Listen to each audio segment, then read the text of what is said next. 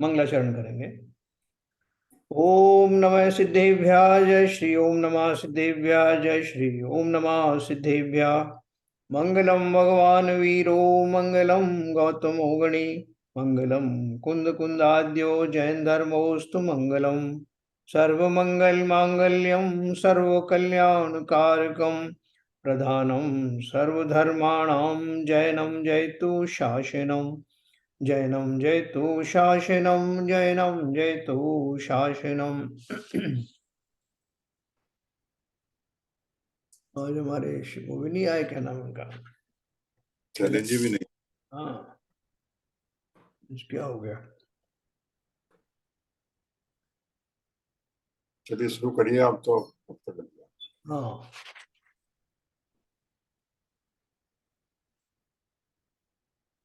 देखिए, आज का जो टॉपिक है वो जो पिछला वाला जो हमारा टॉपिक चल रहा था ब्रह्मचर्य महाव्रत, वो इंट्रोडक्शन था और उसको थोड़ा और एलेबोरेट किया है उन्होंने 2 पैराग्राफ में।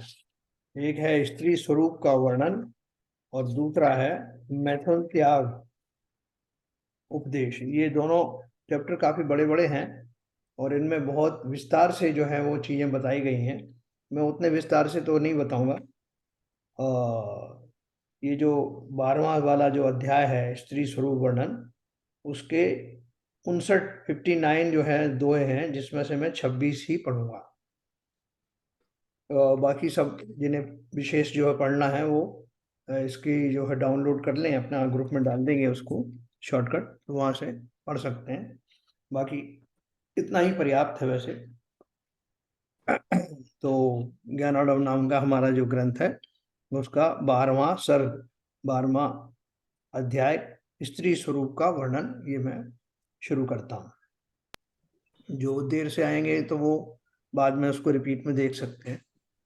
चलो शैलन जी तो आ गए। सर एक प्रश्न था, जैसे कि कल वाले में अभी पूछ लें या लास्ट में? हाँ हाँ पूछिए पूछिए। तो वो जो मैंने कल का रिकॉर्डिंग सुना, मेरा थोड़ा सा लॉग ऑफ हो गया था, तो उसमें वो तो ब्रह्मचर्य का स्वरूप तो समझ में आ गया, हाँ लेकिन मतलब ऐसे कुछ डिफरेंशिएशन है क्या? जैसे कि वासना में और प्रेम में थोड़ा सा अंतर होता है। जैसे कि स्पर्शन का जहां तक सवाल है, वो तो हम किसी से भी करते हैं, अपने अपने फ्रेंड से या किसी दूर के मित्र से मिलने में। और तो मतलब जब हम एक स्पर्शन इंद्री का बात करते हैं, तो अगर किसी के वात्सल्य रूप से किसी से भी हम प्रेम से गले मिलते हैं या किसी से, तो वो वो स्त्री से भी हो सकता है, जो कि आपकी स्वयं स्वयं की जो धर्मपत्नी है या जो भी है, जो इसके साथ भी है। तो वासना में और प्रेम में कुछ अंतर उन्होंने, मतलब इसको माना जाए या दो सभी चीज एक ही कैटेगरी में आएंगी? नहीं नहीं नहीं, बिल्कुल आपने सही क्वेश्चन पूछा है। देखो भाई, जो जो बहन है, माता है, चाची है, ये जो सब जो रिश्ते हैं वो सब पूज्य रिश्ते हैं। अपन उनका चरण स्पर्श भी करते हैं, या वो अगर दुखी हैं तो उनको आलिंगन भी करते हैं, लेकिन वहाँ भाव जो है, जो स्त्री को भोगने आदि के जो भाव हैं वैसे भाव नहीं होते। इसलिए ऐसे आलिंगन की मनाही नहीं है। वो आलिंगन विकार पूर्वक ऐसे भाव युक्त जो स्त्री के प्रति वासना वाले होते हैं, उन भावों सहित स्पर्श का मनाही है, पहली बात। दूसरी बात यह है कि जो जिन्होंने ब्रह्मचर्य व्रत धारण किया है वो सर्व प्रकार से इन स्पर्शों से भी दूर रहते हैं। जैसे कि मुनिराज हैं, मुनिराज को कोई भी स्त्री जो है उनको छू नहीं सकती, कि उनको दोष लगता है ब्रह्मचर्य का। वहां वो ऊंची भूमिका में है, लेकिन हमारी गृहस्थों की भूमिका में मात्र इतना ही काफी है कि हम जिन भी किसी को स्पर्श करें उनमें वो स्त्री के जो भोगत वाला जो भाव है, विकारी भाव है, वो ना हो। भाई इतनी मर्यादाएं रखनी है अपने को। और विशेष तौर पे एक और ध्यान रखना है कि जो पूज्य रिश्ते हैं वो तो ठीक है, बहनें वगैरह हैं, लेकिन अगर कोई दूसरी भी महिला है जो कि आपके रिश्ते में भी कुछ नहीं लगती, आपकी सम हम उम्र है, अभी उसको कोई किसी तरह की कोई तकलीफ है, तो जो जरूरी है तो वहां पे आप उनको स्पर्श थेरेपी भी देते हैं, वैसे आलिंगन आदि से उनको ढाढ़स बंधाते हैं। लेकिन भावों का बस विशेष ध्यान रखना है कि ऐसे भाव ना आ पाए। और जहां तक संभव हो, जैसे कोई स्त्री आपके सामने चरण स्पर्श करती है या कुछ होती है, आपका रिश्तेदार नहीं है, तो बड़े भी जो है उसको निर्विकार भाव से आशीर्वाद देते हैं और बहुत से मना कर देते हैं कि भाई चरण छूने की जरूरत नहीं। तो इस तरह से उसमें खाली विकार की जो बात है वही मुख्य है। स्पर्शों से बच सकते हैं तो बचें, और नहीं बच सकते हैं और ऐसे दृढ़ किसी को आश्वासन देना है, ढाढ़स बंधाना है, तो उसमें कोई दिक्कत नहीं। ठीक है कोई सर। मान लो, नहीं उसमें विपुल जी ने सही पूछा और आपने भी सही बताया। हाँ उसका एक एक्सटेंशन ये भी है, किसी की जान पहचान नहीं है, जिसकी किसी का कोई मेडिकल हेल्प चाहिए, हाँ तो मान लो एक्सीडेंट हो गया या कुछ हो गया, तो हाँ। उसको बस हॉस्पिटल ले जाना है या उसको कोई सहायता देनी है, तो उस समय अपने बेकारी भाव ना होने की बस वजह नहीं बस। होना चाहिए, और अपने सेवा भाव से तो हम कर सकते हैं ग्रस्त होते हुए। बिल्कुल। कोई अभी मान जान- लो उसको हाथ पैर दुख रहे हैं, बहुत तकलीफ हो रही है कहीं कोई, तो आप लोग ऐसे मौके पे गृहस्थ श्रावक करते हैं, कोई दिक्कत नहीं है उसमें। यस खाली भावों का जो है वो खेल है सारा। यस। ना जो बाह्य क्रियाएं हैं, बाह्य क्रियाएं बहुत सारी होती हैं, लेकिन मुख्य रूप से ऐसे भाव नहीं होते। किसी को कोई मुंह बोली बहन भी बना लेते हैं और ऐसे भाव भाव का निर्वाह भी करते हैं। Yes yes. तो इसलिए वो भावों का विशेष खेल है। इवन जैसे आपने अपनी स्त्री और आपके बीच में मान लो ब्रह्मचर्य का आपने जो है संबंध रख लिया, बहुत सारे बाद में आगे की एज में जा करके और ऐसे भाई बहन मत रहने लगते हैं, पति पत्नी भी, तो वहां एक दूसरे का उपचार करना, निस्पर्श करना, उसमें कोई दिक्कत नहीं आती, क्योंकि वो आपके वो भाव है, उनकी मुख्यता है। ठीक है सर, विपुल जी। हाँ सर, क्लियर हो गया। तो जैसे सर, जैसे कि अगर थोड़ा सा इसको मैं और हाँ जैसे कि जो आचार्य रजनीश के जो प्रवचन थे या जो भी है उनका मान्यता, वो हाँ। तो इस चीज को मानते नहीं थे, तो उसको आप फिर कैसे देखो अच्छा, मतलब। रजनीश की जो जहाँ तक बात है, जो मैंने उनको पढ़ा है या जो समझ पाया हूँ, उसमें उसको उन्होंने जो है कुछ जो सिमिलीज है ना, उपमाएं जो दी जाती हैं, वो उपमाएं थोड़ी गलत दे दी। जैसे फॉर एग्जाम्पल कि अपन किसी को कोई सटीक उपमा देना चाहते हैं, उसकी सिमिली देना चाहते हैं, वो सिमिली हम उस तरह की दें। उन्होंने जैसे ध्यान की जो परिभाषा, ध्यान की सिमिली दी है उन्होंने, तो ध्यान की सिमिली उन्होंने क्या दी कि जिस प्रकार से मतलब ध्यान ऐसा लगे, एकाग्र होकर लगे, जिस तरह स्त्री से समागम करते समय जीव का एकाग्र मन होता है, ऐसी उन्होंने एक सिमिली दी। उस सिमिली का एक्चुअली बहुत अपोज हुआ, तो जिसमें उन्होंने लिखा संभोग से समाधि तक। तो वो ये कहना चाहते थे कि जिस तरह से उस वातावरण में जीव क्लाइमेक्स पर पहुंचता है स्त्री संबंध के समय में, उसी प्रकार से ध्यान की स्थिति में वो पीक आनी चाहिए, ये उन्होंने सिमली दी। तो उसको लेकर के वो चूंकि गलत सिमली दी है या जो ऐसी दी थोड़ा सा भटकाने वाली है, इसलिए उनका मुख्य रूप से अपोजिशन हुआ। और कालांतर में वो स्वयं जो है उस मार्ग पर चल पड़े और उस ध्यान की सिद्धि के लिए उन्होंने यही मार्ग अपनाया, तो इसलिए उनका अपोज हुआ। तो वो नहीं, उन्होंने क्या अपनाया, के शिष्यों ने क्या कहते हैं उसका भरपूर प्रयोग किया। हाँ, उनके शिष्यों ने पूना उसको आड़ पूना लेकर पूना के। पूना के अंदर उनके आश्रम में यही होता था, हाँ, जो मुझे बताया है।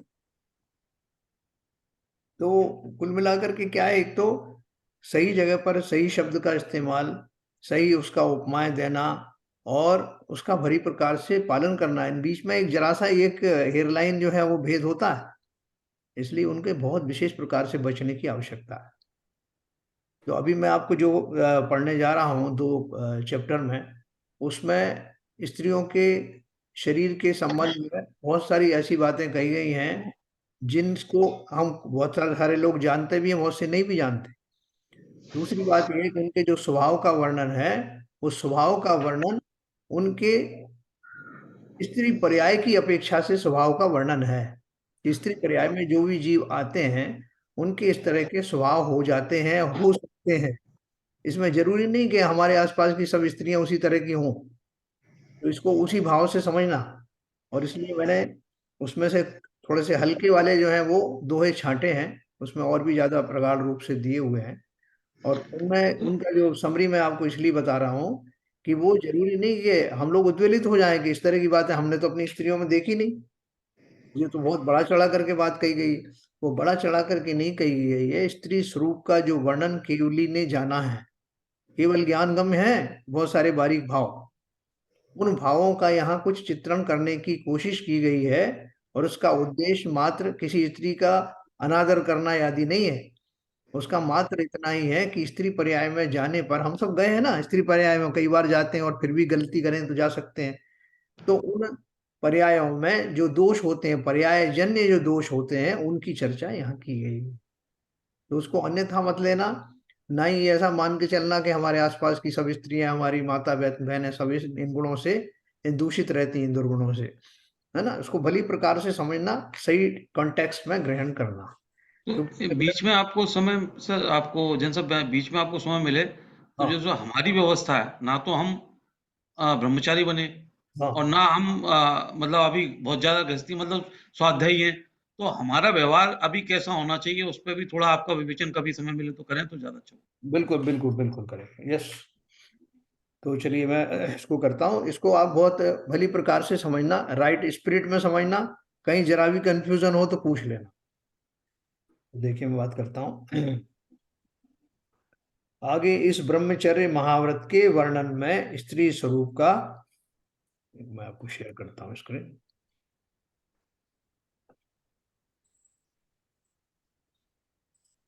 द्वादश।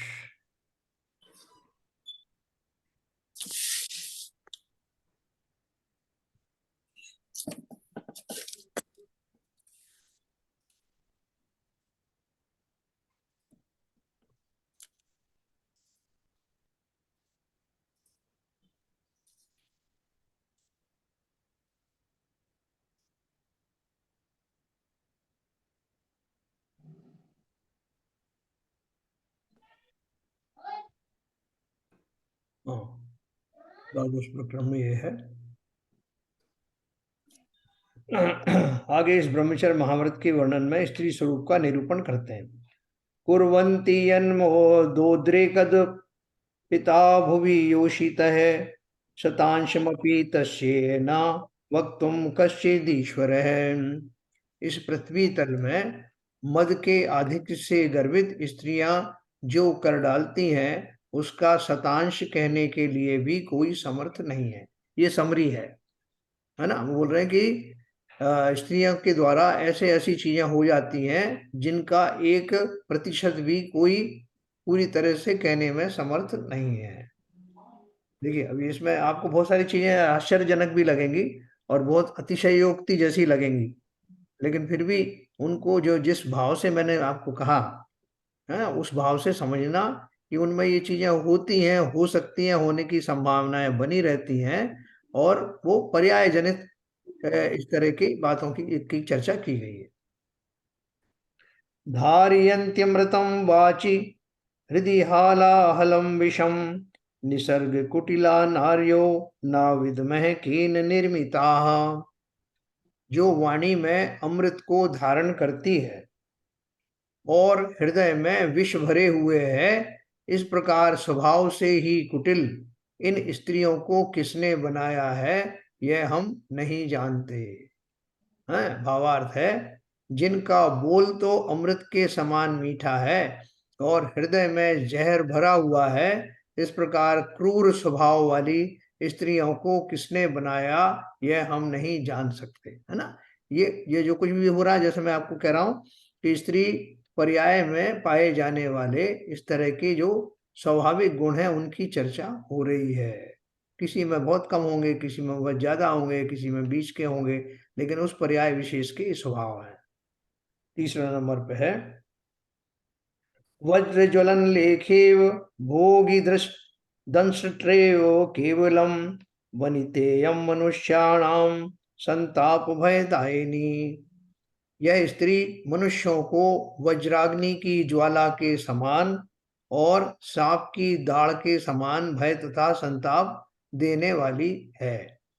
जैसे वज्रपात जनित अग्नि ज्वाला और सांप की दाढ़ मनुष्यों को कष्ट और भय उपजाने वाली है, वैसे ही यह स्त्री भी है, इसमें कुछ संदेह नहीं है ना। और इसमें से मैंने और थोड़ा स्किप किया है, मैं आपको जो मैंने रखे हैं वो आपको बताता हूँ।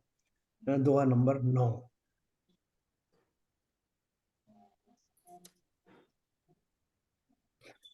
निर्दयत्वमनार्यत्वं मूर्खत्वमति चापलम वंचकत्वं कुशीलत्वं स्त्रीणां दोषा स्वभावजा।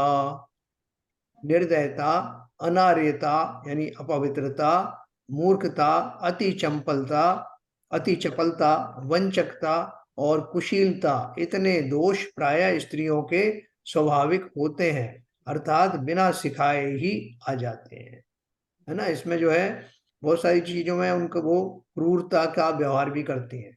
वो आप देखेंगे, आपने देखा होगा कि न केवल आपस में, बल्कि जैसे अभी उनको पति और बच्चे, अपने बच्चे के बीच में अगर चूज करना होगा, तो वो बच्चे के फेवर में हो सकता है पति के साथ क्रूर भी हो जाए, ये स्वभाव में है।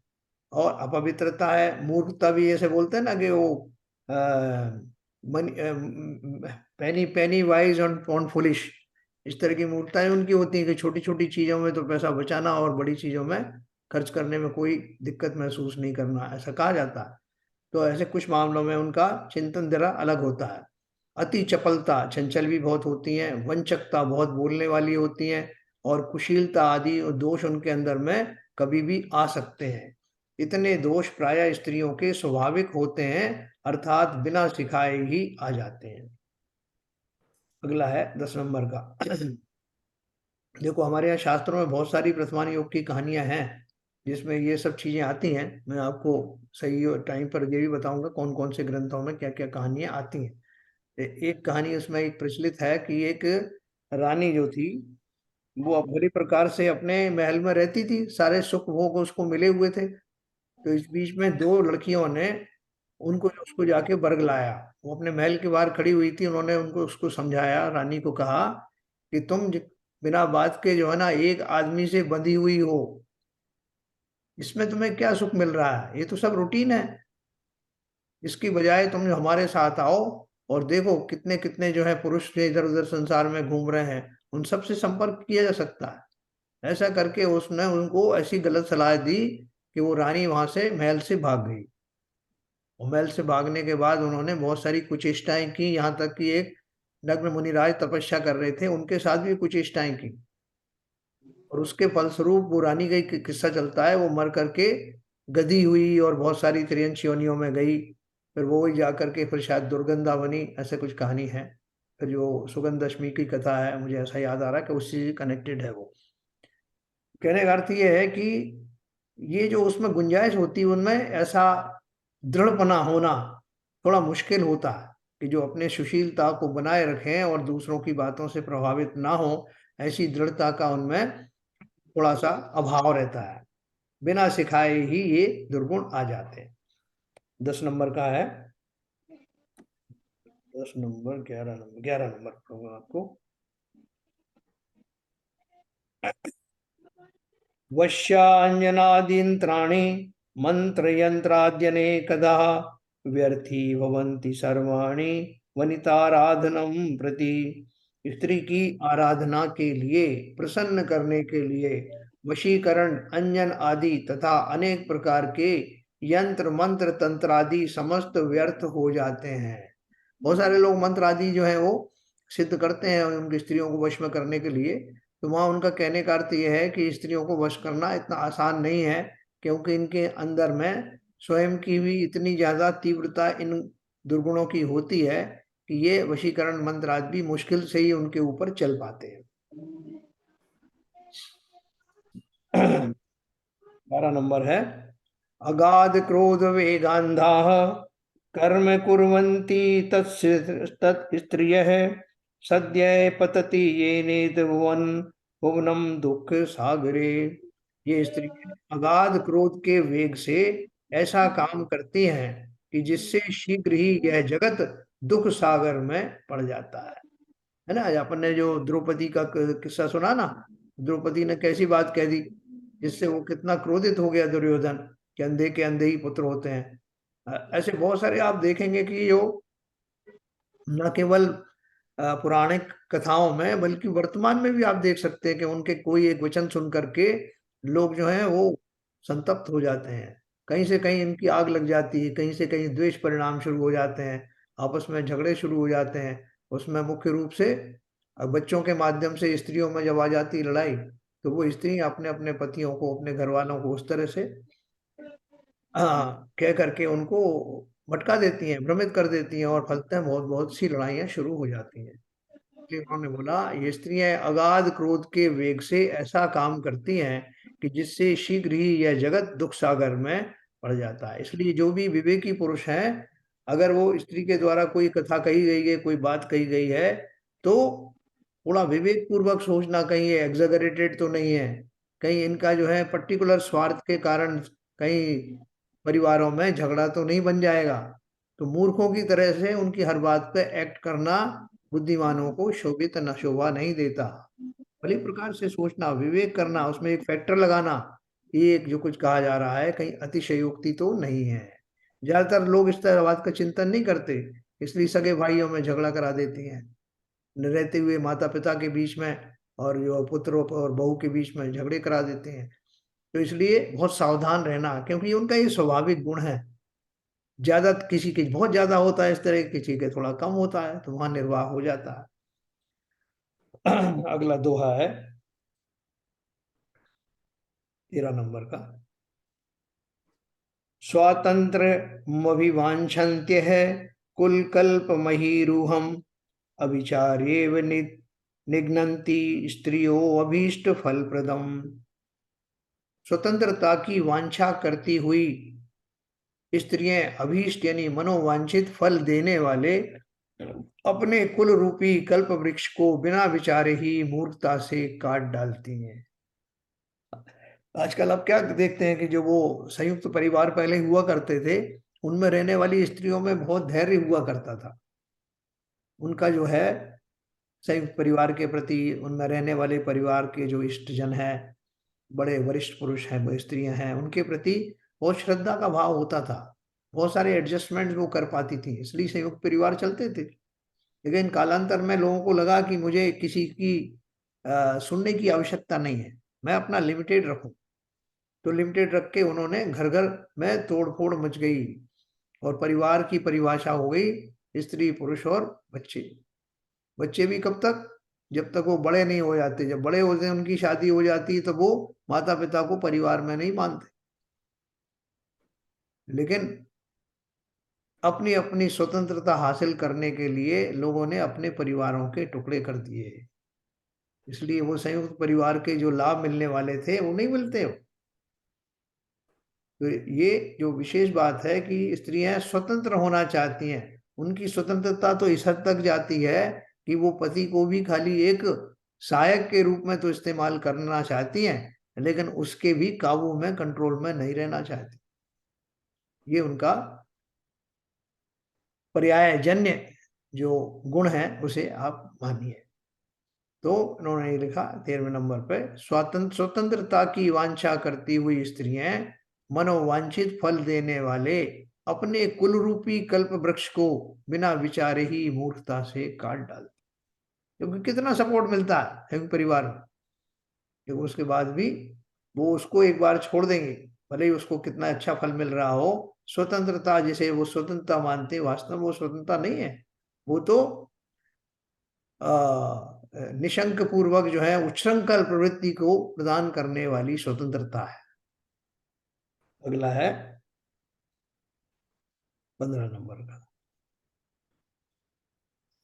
न तत्क्रुद्धा हरिव्याघ्र व्यालालन रेश्वराः कुर्वन्ति यत् करोत्येका नरी नारी निरंकुशाः।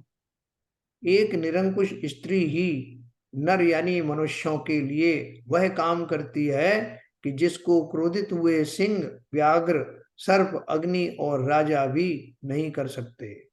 भावार्थ है, पुरुषों के स्वतंत्र स्त्री जैसा कष्ट देती है वैसा कोई भी नहीं दे सकता, है ना।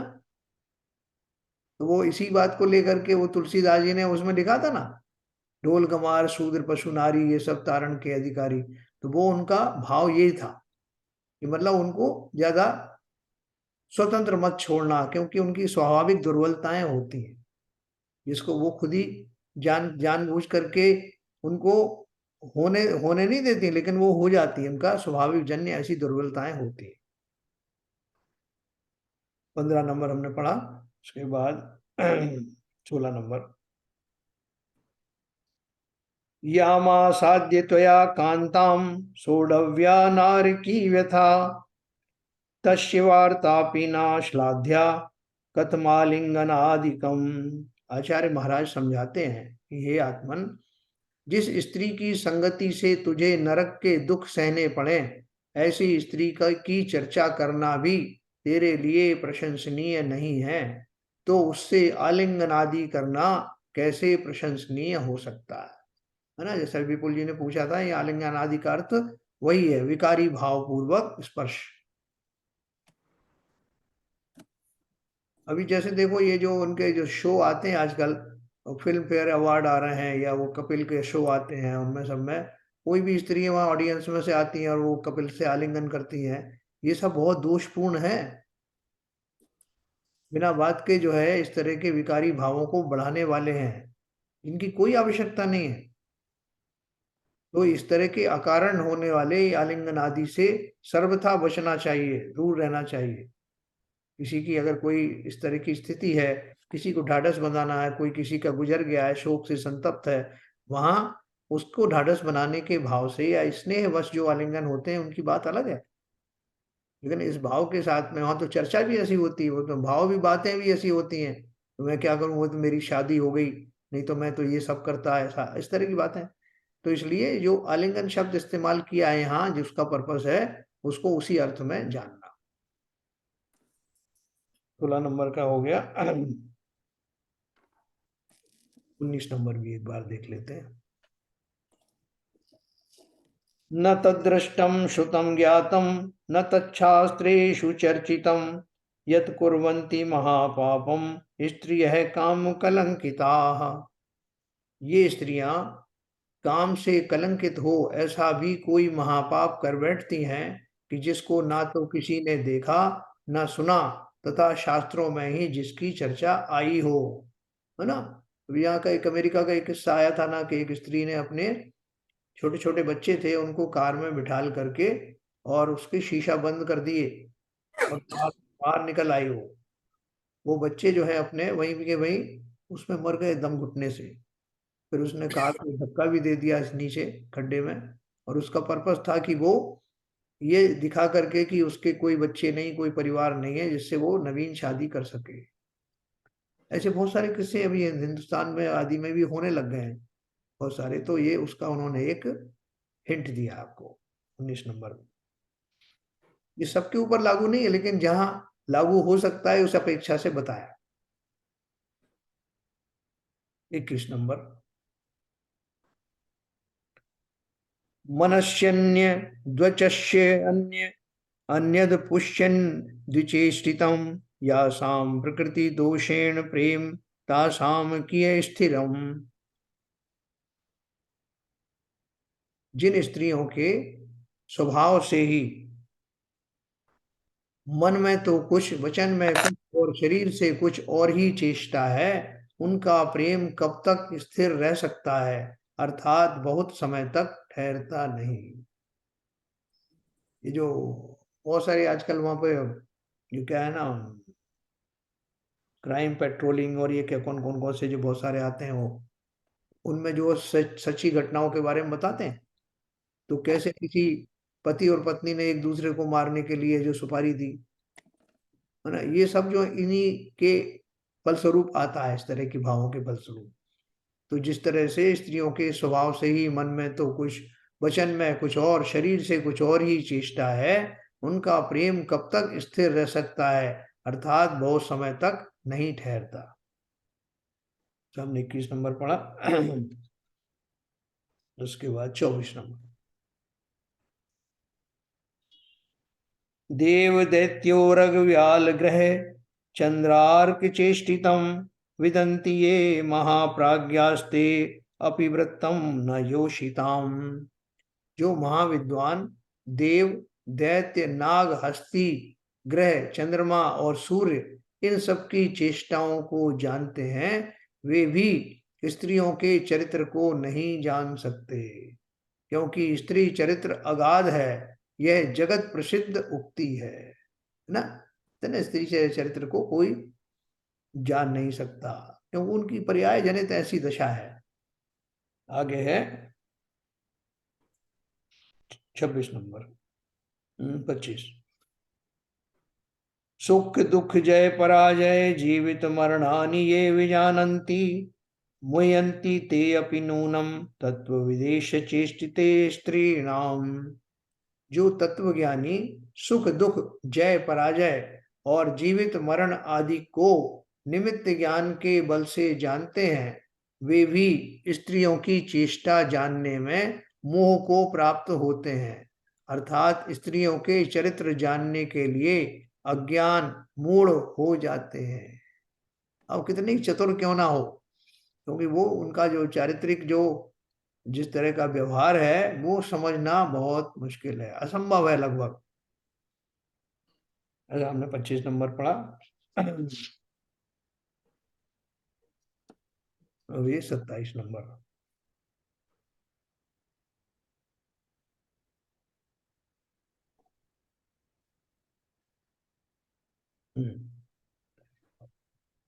आरोपयन्ति संदेह तुलायां मति निर्दयाः, नार्यः पतिं च पुत्रं च पितरं च क्षणादपि। स्त्रियां ऐसी निर्दय हैं कि क्षण मात्र में अपने पति पुत्र पितादि को संदेह की तुला पर चढ़ा देती हैं। भावार्थ है, स्त्रियां जो दुष्चरित्र करें और पति पितादि को ज्ञात हो जाए तो तत्काल ऐसी चेष्टा करती हैं कि जिससे उनको ऐसा संदेह हो जाता है कि इसने यह दुष्चरित्र नहीं किया होगा, मुझे व्यर्थ ही भ्रम हो गया है। वो इस तरह का नाटक करेंगे, आपको पता ही नहीं चलेगा, आपको लगेगा मैं ही गलत हूं। ये हुआ आपका 28, 27, 28 पढ़ते हैं।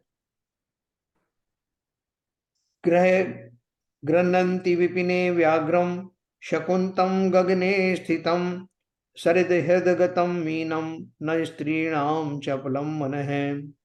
कई पुरुष वन में व्याघ्र को पकड़ते हैं, व्याघ्र माने शेर आदि को, आकाशगामी पक्षी को पकड़ते हैं तथा नदी व तड़ाग में से मछली को पकड़ते हैं, परंतु स्त्रियों के मन को कोई भी पकड़ नहीं सकता, अर्थात वशीभूत नहीं कर सकता, है ना।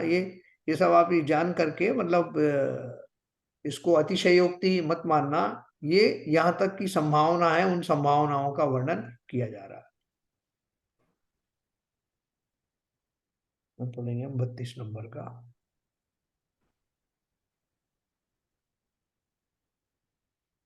विना अंजनेन तंत्रेण मंत्रेण विनियेन च, वज्रयन्ति नरम नार्यः प्रज्ञा धनमपि क्षणात्। स्त्रियों में कोई ऐसी ही मोहिनी विद्या है कि बिना मंत्र तंत्र अंजन के अथवा बिना प्रार्थना के भी क्षण मात्र में पंडित पुरुष को भी ठग लेती है, अर्थात अपने प्रेम में फंसा लेती है। जो उसका एक स्वाभाविक उसके अंदर में ऐसा आकर्षण होता है। 33 नंबर हमने पढ़ा, 33 हो गया, स्त्रियों को हो गया। 33 के बाद में 34 नंबर।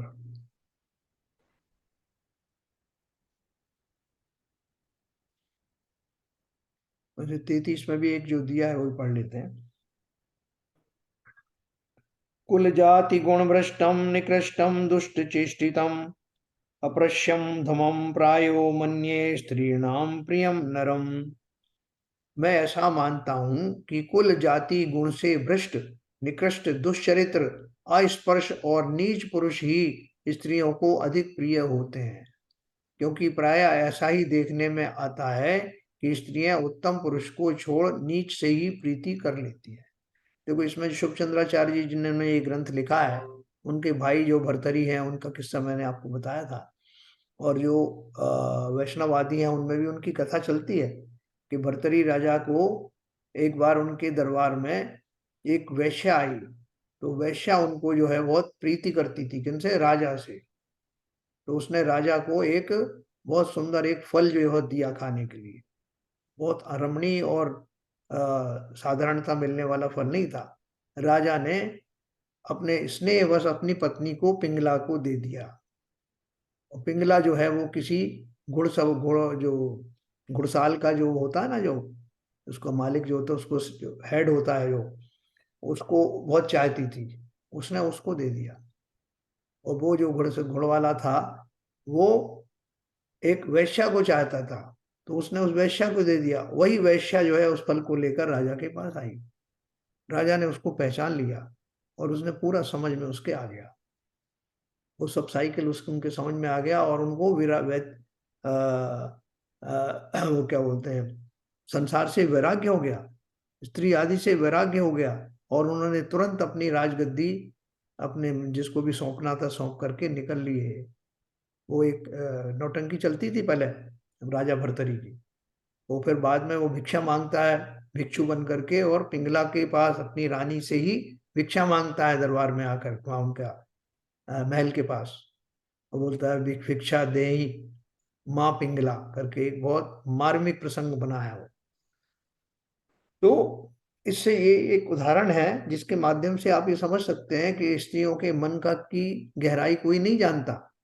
और इतना उत्तम राजा जिसका पति हो, जिसका जो रूप लावण्य से भरा हुआ हो, उत्कृष्ट पुरुष हो, उसको छोड़कर भी अधम पुरुषों में उनका मन चला जाता है। ये भी उस पर्याय विशेष की दयनीय स्थिति है ना। इसकी चर्चा उन्होंने की है, क्योंकि प्राय ऐसा ही देखने में आता है कि स्त्रियां उत्तम पुरुष को छोड़ नीच से ही प्रीति कर लेती हैं। ये हमने 33 नंबर पढ़ा, अगला वाला और पढ़ेंगे 34 नंबर।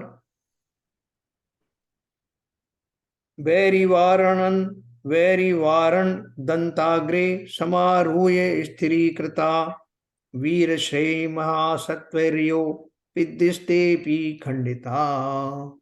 जिन महापराक्रमी वीर पुरुषों ने युद्ध में शत्रु के हस्ती के दांतों पर चढ़कर वीर श्री को दृढ़ किया है, अर्थात विजय प्राप्त की है, ऐसे शूरवीर योद्धा भी स्त्रियों के द्वारा खंडित या भूपतित हो जाते हैं, अर्थात स्त्री के सामने किसी का भी पराक्रम नहीं चलता।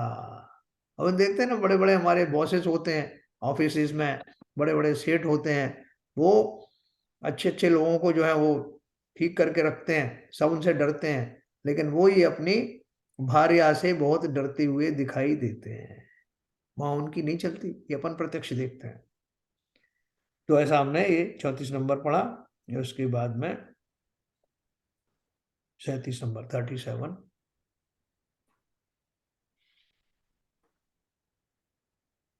कृत्वा अपकार्य लक्षाणि प्रत्यक्षमपि योषितः छादयन्ति हन्तेव निशंका विश्ववंचन पंडिताः।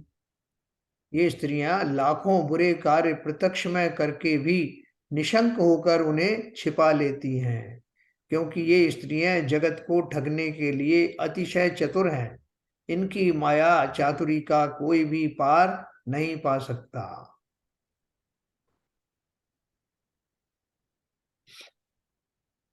ये हमने पढ़ा 37। 38 में थोड़ा सा जरा और ज्यादा भीषण है, फिर भी मैं पढ़ता हूं इसको। दान सम्मान संभोग प्रणति प्रतिपत्ति भी अपि सेवा परम नाथम धनंती नार्योवती निर्दया। ये स्त्रियां ऐसी निर्दय होती हैं कि दान सम्मान संभोग नमस्कार करने आदर करने आदि खुशामद के कार्यों से सेवा करने में तत्पर ऐसे पति को भी मार डालती हैं। हाँ, ऐसे बहुत सारी आपने कथाएं न्यूज़पेपर में भी पढ़ी होंगी। अगला है 39 नंबर का।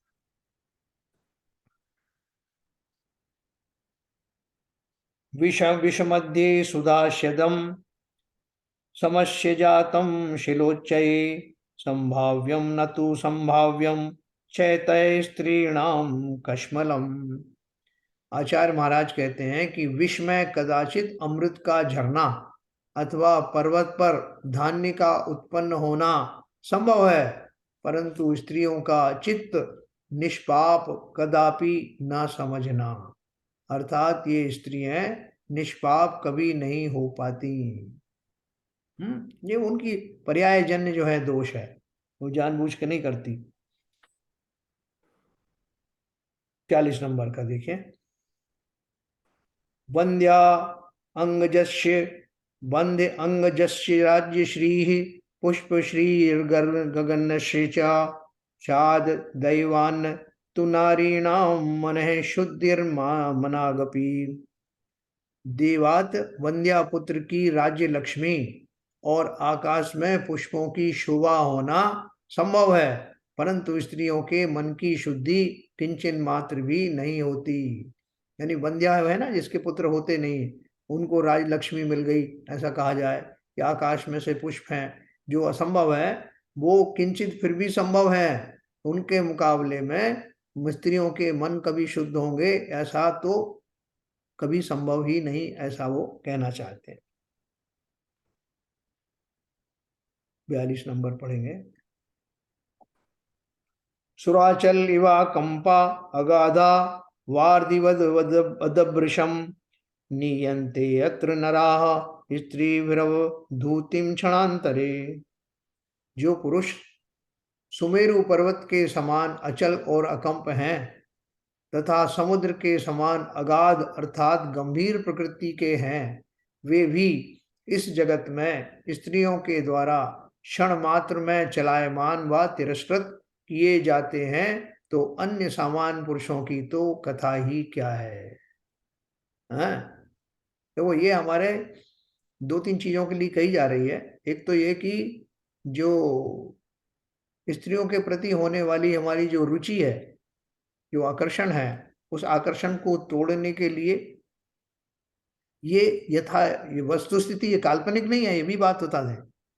ये जो चीज कही जा रही है उनका स्वभावजन्य है, इसलिए किसी स्त्री विशेष को जो है दोष देने में भी कोई लाभ नहीं है।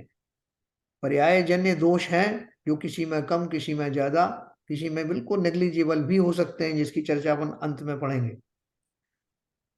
उससे घबराने की जरूरत नहीं है। बस खाली 2 चीजें ध्यान रखना है कि हम जब भी कभी स्त्री पर्याय में गए, हमने बहुत सारे ऐसे खोटे बंद किए कर्मों के, अपने इन स्वभावगत परिणामों के फलस्वरूप, और अगर अभी सुधरे नहीं तो फिर उन गतियों में जाकर, उन पर्यायों में जाकर फिर से इस तरह के वातावरण को पा करके नवीन कर्मों का, भीषण कर्मों का बंद करने की संभावना है। न केवल स्त्री पर्याय में जाने पर, बल्कि अभी पुरुष पर्याय में सही बात को न समझ पाने के कारण वृथा के आकर्षण के फलस्वरूप हम बहुत सारी मुसीबतों में फंस जाएंगे। इसलिए आचार्यों ने आगाह किया, जो हमने इस तरह से 42 नंबर पढ़ा। 42 नंबर, हाँ बराबर। मैं आपको सुनाता हूं 48 नंबर।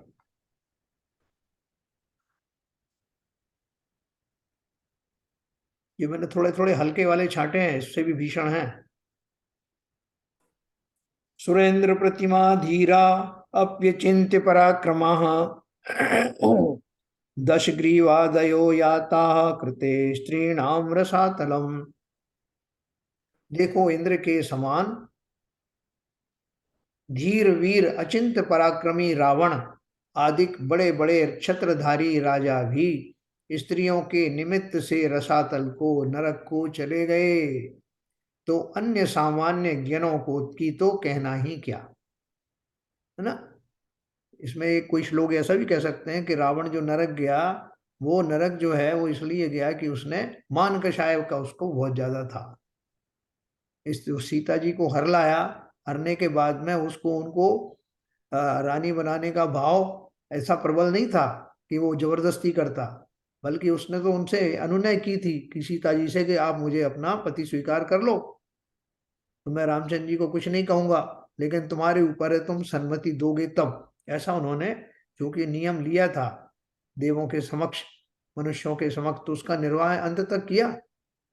तो लोग कहते हैं कि उनको जो नरक में जाना पड़ा वो इस अपेक्षा से जाना पड़ा कि उसने बाद में एक इस बात की जो अपना उसको अहम आ गया कि मैं रामचंद्र जी को, सीता जी को सौंप तो दूंगा जब इतने लोगों ने समझाया, लेकिन वो आके मेरे चरणों में गिरे, क्षमा मांगे, याचना करें तो मैं दूंगा।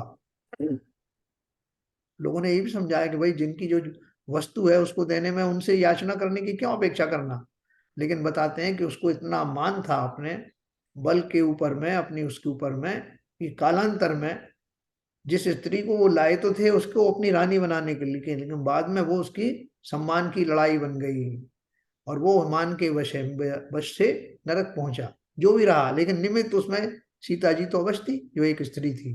तो यहाँ वो यही कह रहे हैं, देखो इंद्र के समान धीर वीर अचिंत्य पराक्रमी।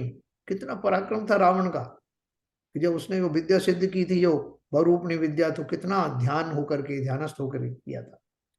ऐसे अचिंत्य पराक्रमी रावण आदि बड़े बड़े छत्रधारी राजा भी स्त्रियों के निमित्त रसातल को चले गए, तो अन्य सामान्य जनों का तो कहना ही क्या है ना। हमें सतर्क किया जा रहा है। अपन पढ़ेंगे फिर 52 नंबर का, फिर लास्ट पढ़ेंगे 52।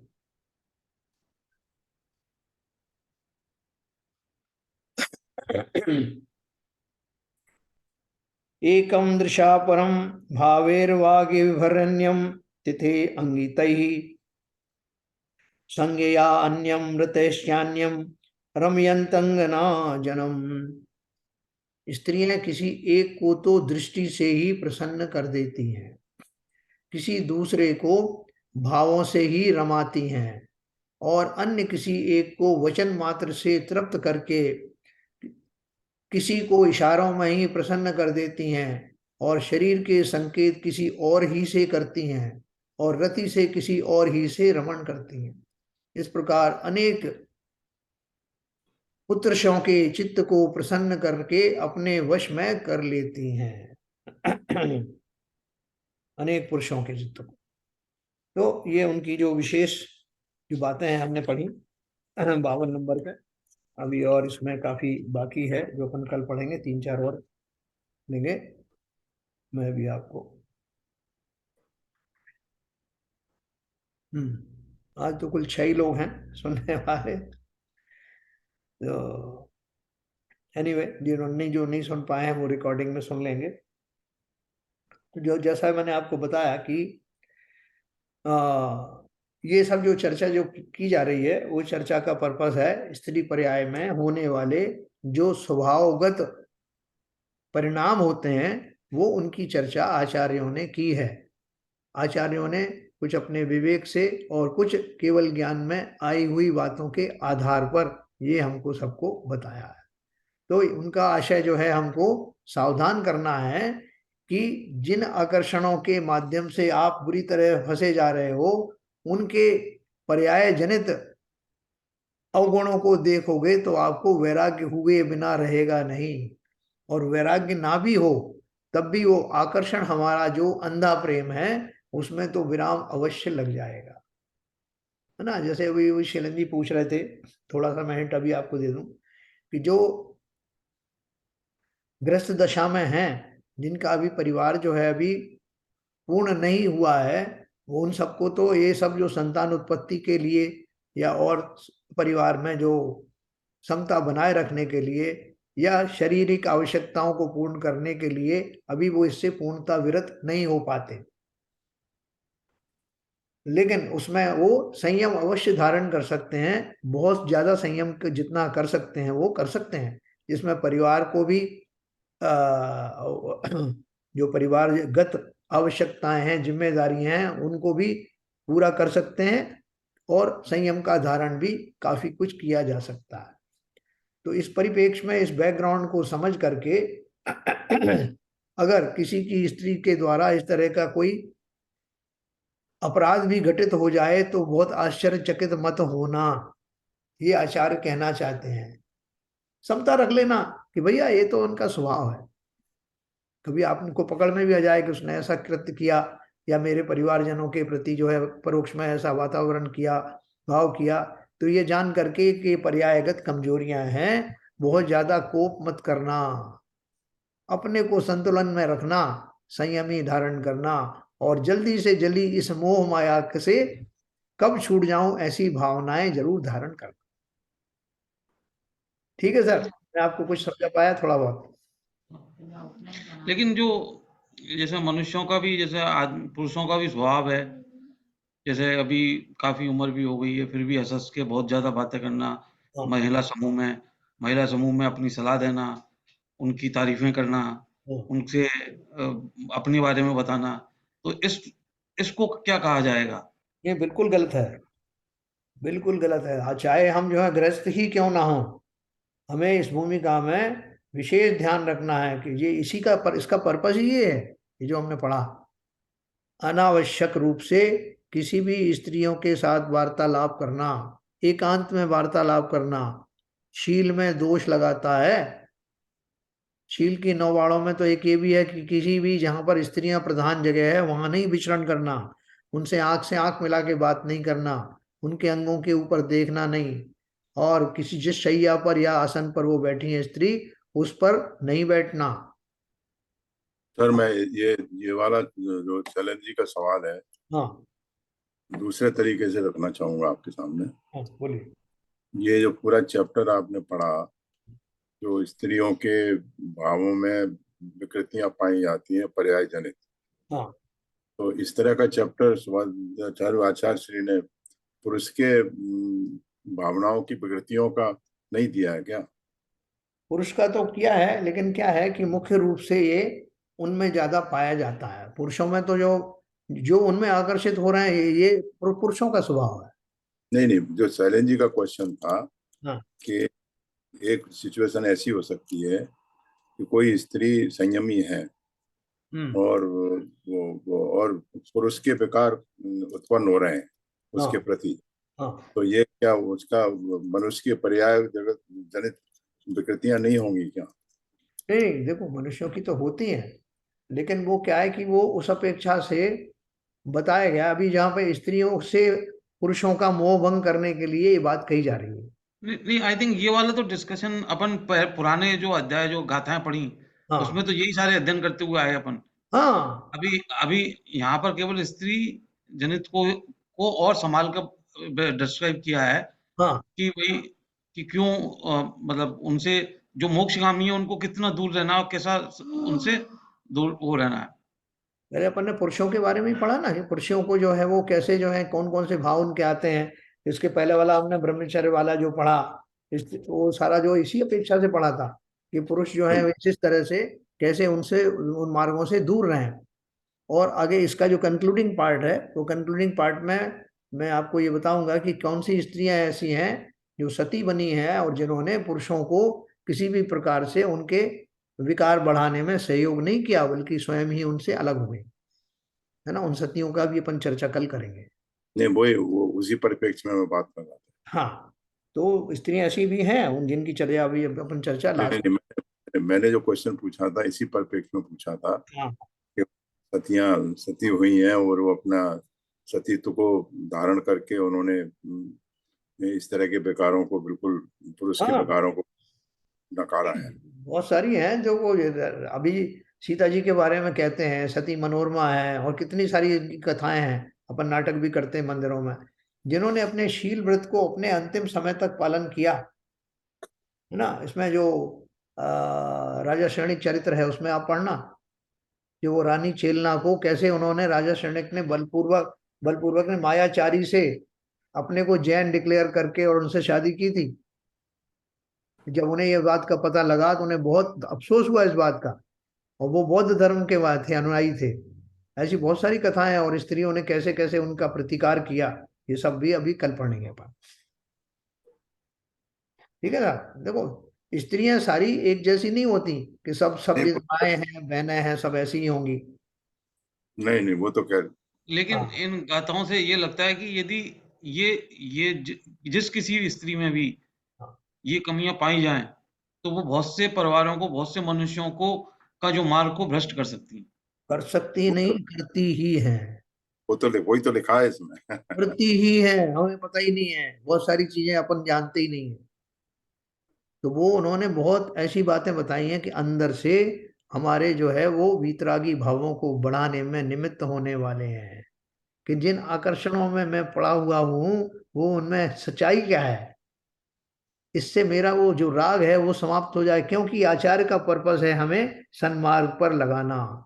उसमें सबसे बड़ी बाधा आती है कामजन्य विकार, इसलिए उनसे हटाने के लिए आपको हकीकत बताई जा रही है कि वो क्या है जिनमें तुम घुसे जा रहे हो, बर्बाद हुए जा रहे हो। वो है क्या?